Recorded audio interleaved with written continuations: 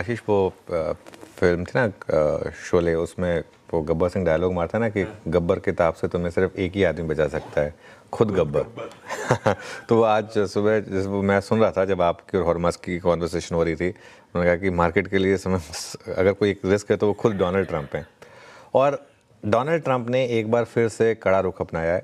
देखिए, जो वो यूएस की डिफेंस कंपनियों के लिए कह रहे हैं, उनके लिए कह रहे हैं, वो अपनी बात है, उनको छोड़ दीजिए, वो तो उनका है, वो डिविडेंड नहीं दे सकते, बायबैक नहीं दे सकते। अच्छा, लोग बाकी देशों के लिए कहते हैं कि पीएसयू कंपनियों के पे बहुत ज़्यादा प्रेशर होता है। अब देखिए, वो अमेरिका वो अपनी डिफेंस कंपनी को बोल रहे हैं कि आप नहीं दे सकते, वो तो हर जगह होता है, खैर उसमें कोई दिक्कत नहीं है।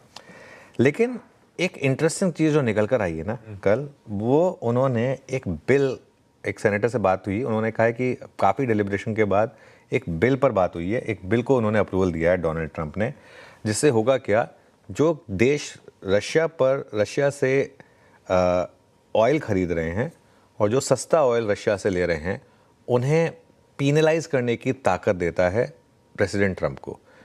अब प्रेसिडेंट ट्रंप उस बिल के तहत खुद ये डिसाइड कर सकते हैं कि किस देश पर वो कितनी पेनल्टी लगाएं। और उस बिल में स्पेसिफिकली 3 देशों का नाम है। उसमें 3 देशों का नाम है, वो हैं चीन, ब्राज़ील और भारत।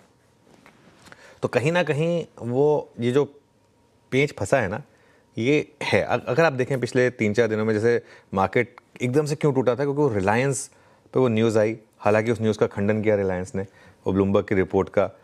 उसके बाद वो रिपोर्ट आई थिंक थोड़ी रिट्रैक्ट भी हुई, लेकिन वो संभल के नहीं दिया स्टॉक रिलायंस। हालांकि कल थोड़ा सा रिकवरी थी उसमें, लेकिन वहाँ दिक्कत आई सारी की सारी।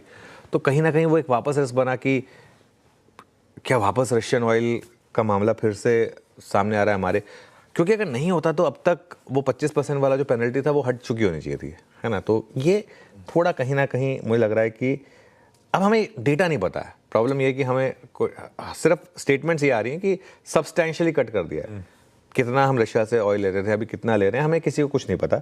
बस ये बात हो रही है कि हाँ, हमने बहुत बड़ा कट किया है।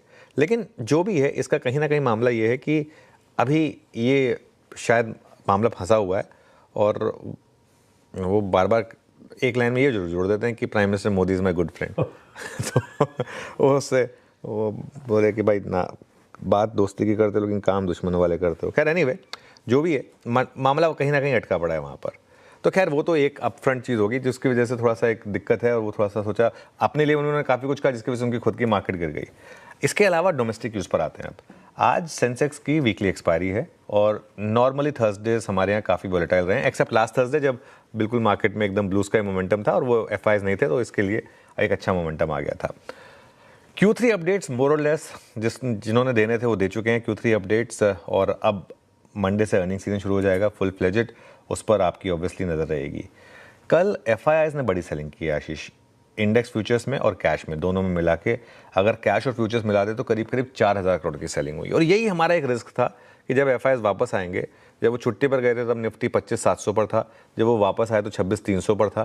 तो ऑब्वियसली ऑटोमेटिकली उन्हें एक मौका मिलेगा अपने स्टॉक्स को हायर लेवल पर बेचने का, और जो उन्होंने कर रहे हैं। और इसीलिए वो जो पिछले हफ्ते की रैली थी ना, वो थोड़ी सी अनट्रस्टवर्दी थी, क्योंकि उसका वो लैक ऑफ वॉल्यूम्स पर आई थी, तब आई थी जब एफआईआईज छुट्टी पर थे, और अब एफआईआईज वापस आए हैं और वो ऑब्वियसली हायर लेवल पर सेलिंग कर रहे हैं। इस बीच में एक चीज़ जो और हुई थी, पुट कॉल रेशो इतना बढ़ गया था, 1.46 तक पहुंच गया था पुट कॉल रेशो, वो अब थोड़ा सा संभल कर वापस 0.89 पर आया है। नॉर्मली ये 0.7 0.65 तक जाता है अगर मार्केट में डिक्लाइन होती है तो लेट्स सी।